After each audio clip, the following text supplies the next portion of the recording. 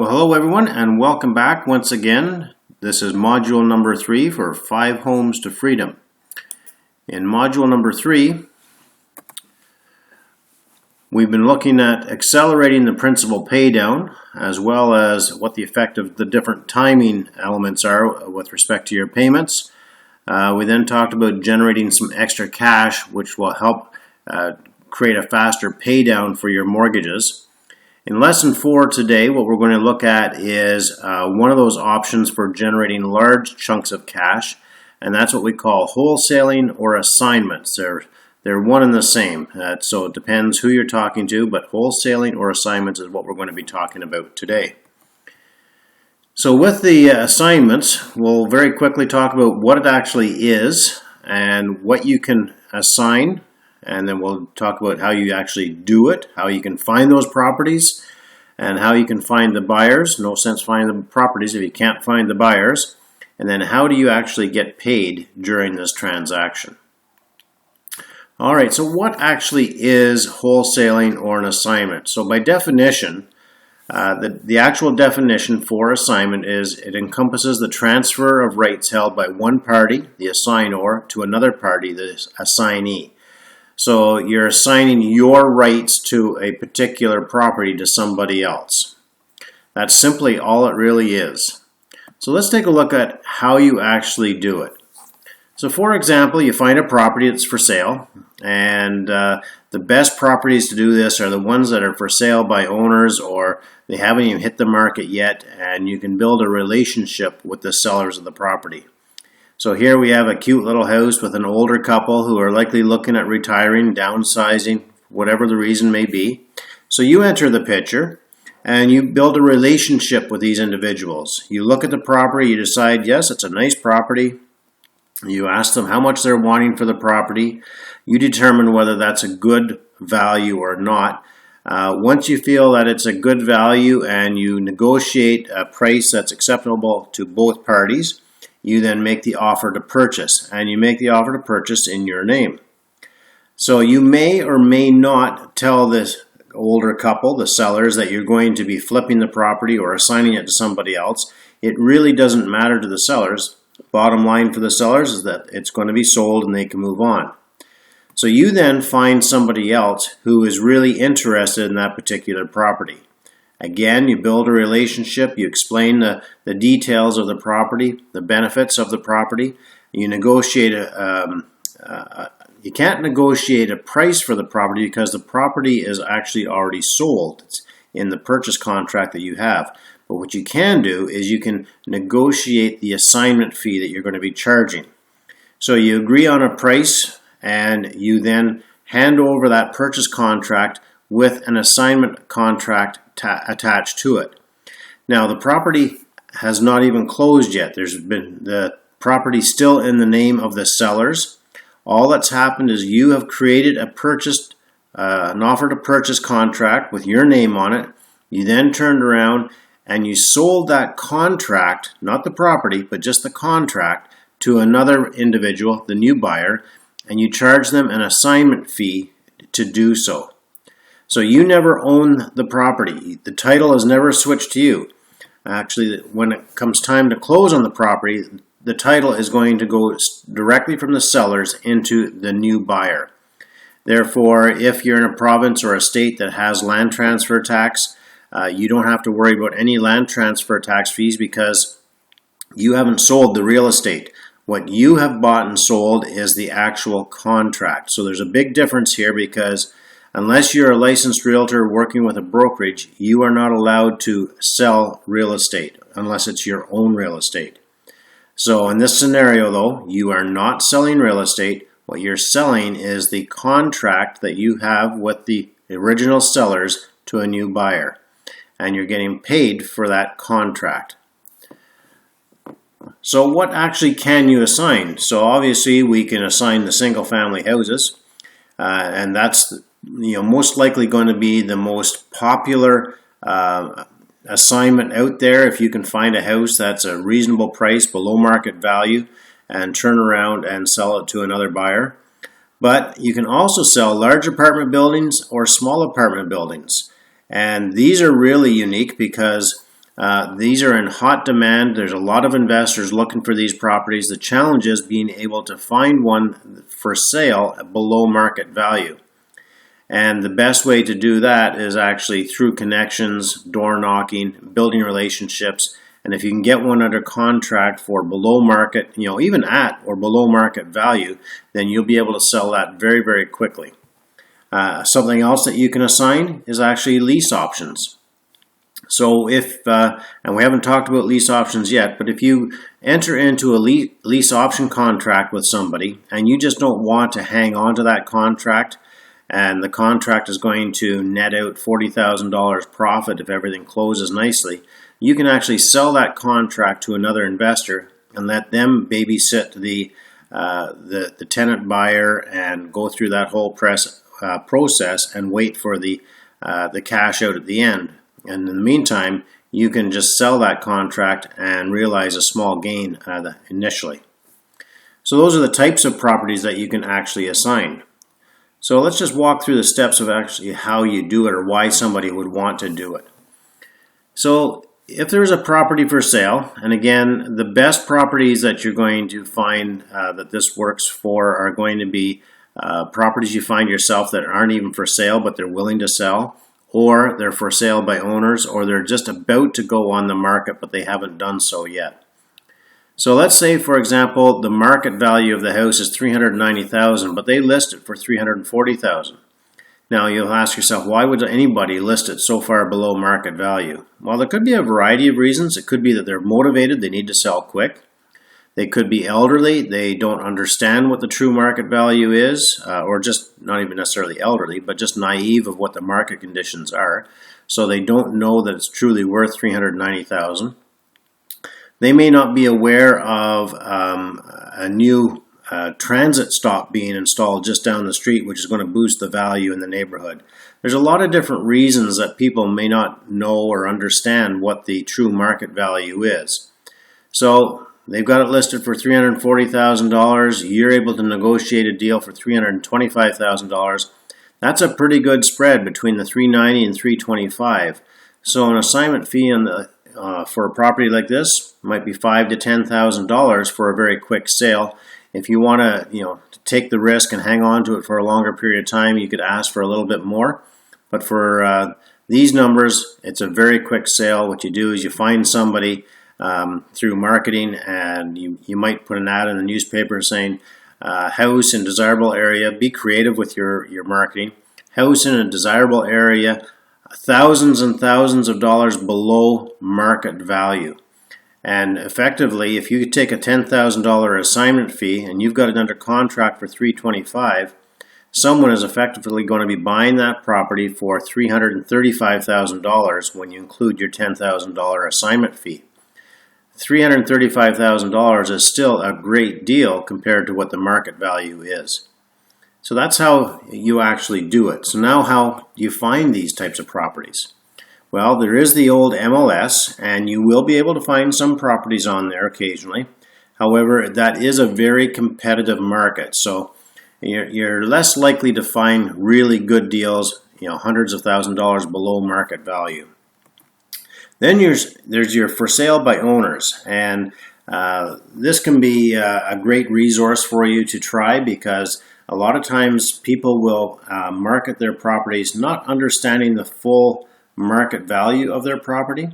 The challenge here, though, is that you're going to have a lot of real estate agents contacting the for sale by owners as well, trying to convince them to sell the property through them, and they may even inform the homeowner that the house is worth more than what they're asking in order to get the listing.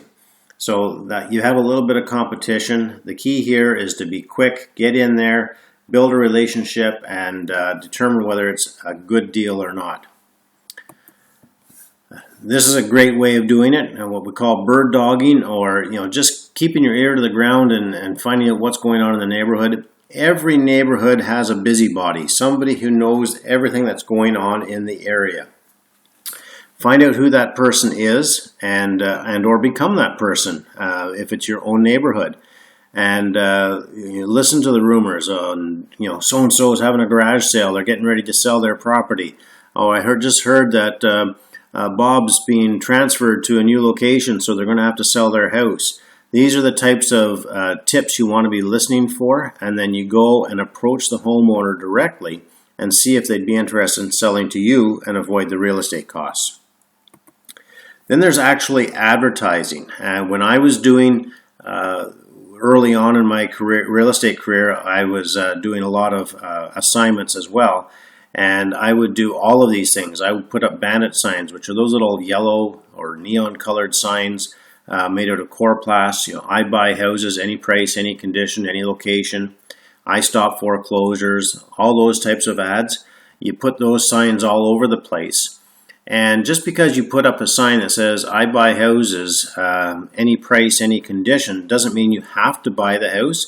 All you're doing is you're generating phone calls so that you can determine whether it's a good deal or not. The free local newspapers, like the small community papers, is a good place to advertise as well. And then, of course, there's the internet. And what you're advertising is that you're looking for houses to buy, any price, any condition, and you just want to get them to give you a call so that you can build a relationship and go and talk to them. And maybe even, if you find a property that doesn't fit your criteria, it's not something that you can flip, but you can pass that lead on to a realtor, and they can actually sign that property up for sale. Then you might be able to get a referral fee from that realtor as well.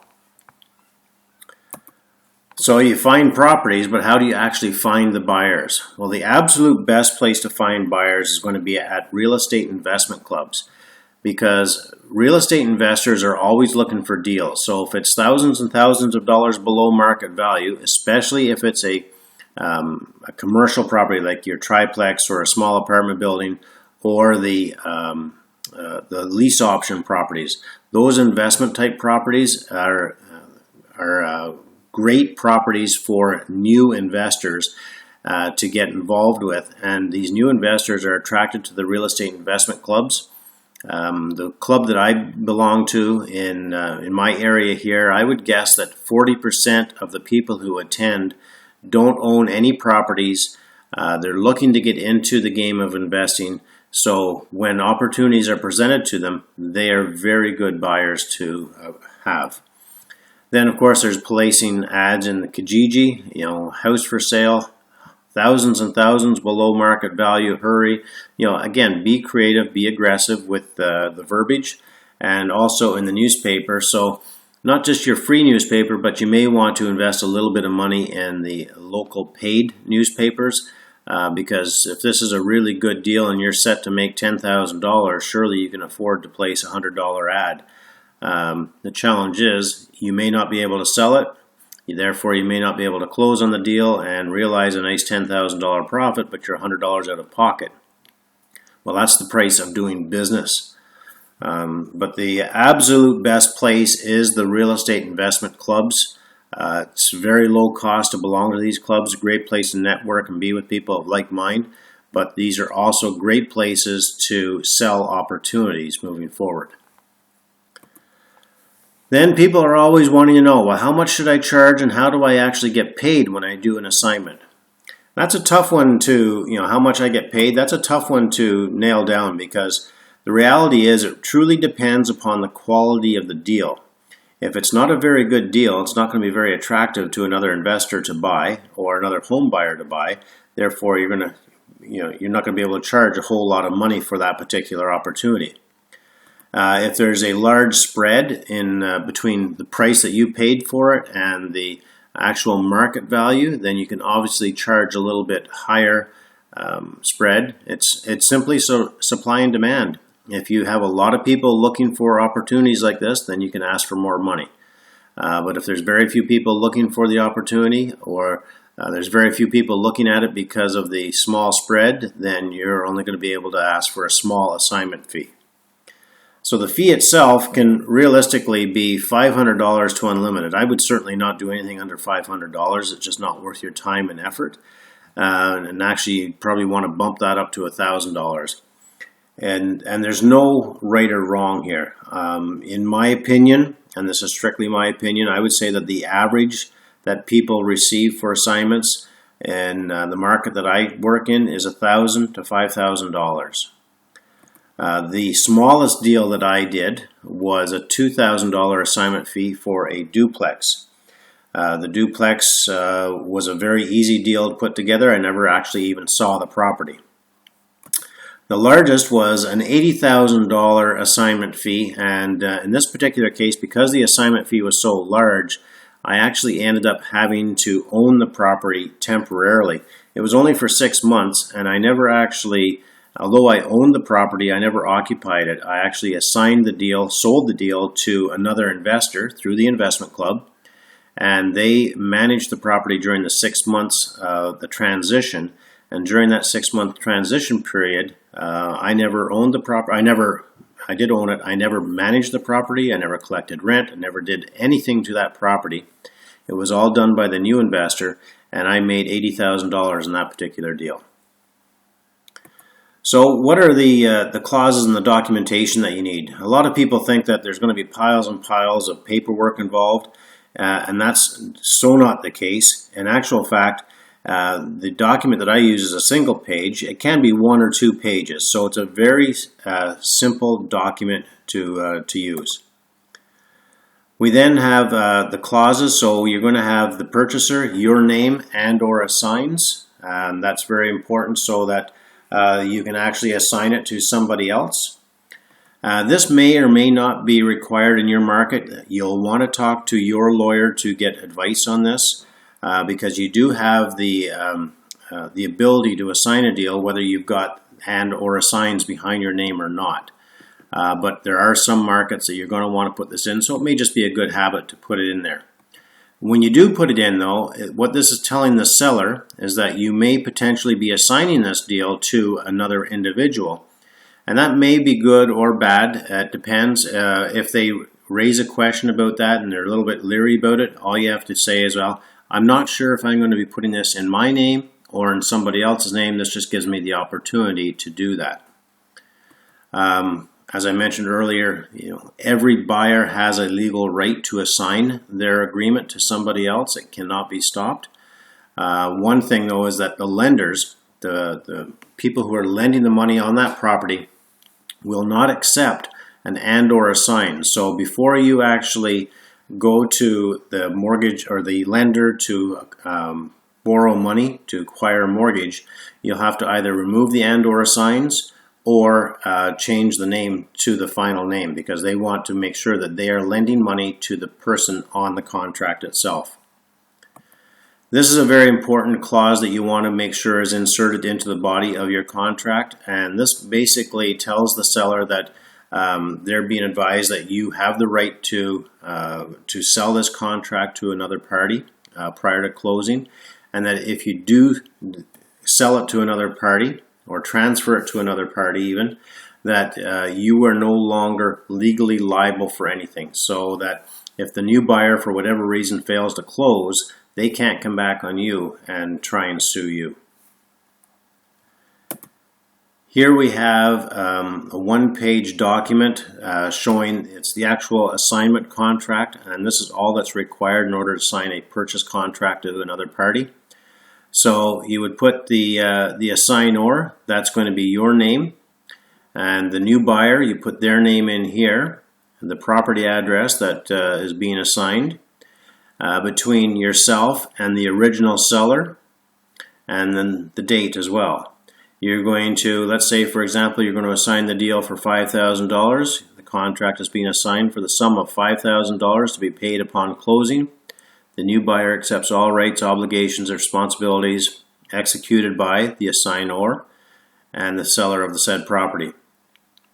Upon execution of this agreement, so if all parties sign, then the buyer agrees to pay a non-refundable deposit. So of the $5,000, they might give you $1,000 now, and the balance then is paid at closing. All parties sign the contract. Just the seller, the original seller doesn't have to sign it, just yourself and the new buyers and the dates. And then this document is physically attached to the original purchase and sale contract, and a copy is sent to the lawyers that are involved in the transaction so that they know that the name of the contracts have been changed. That's all there is to it. It's very, very simple and straightforward. So once again, if you have any questions, please don't hesitate to email me, but try and save your questions to the live recording, and we'll get everything answered at that point in time. I will also include a copy of that contract, the assignment contract, so it's available for downloading as well. All right, that's it for lesson number 4, and we'll see you in the next lesson.